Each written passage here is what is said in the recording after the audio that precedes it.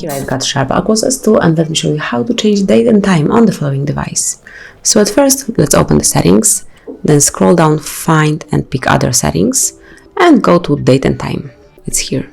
And now you can either have an automatic date and time or you can switch it off by tapping on this tab and then set the date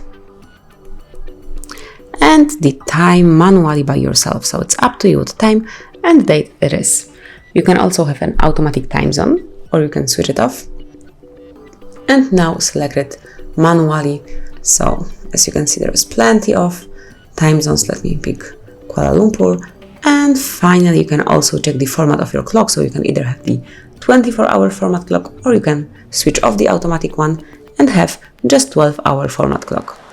And then if you would like to go back to default settings, so to the standard clock format and also automatic date, time and time zone, simply click on those switchers and that would be all. So thank you for watching, please subscribe our channel and leave the thumbs up.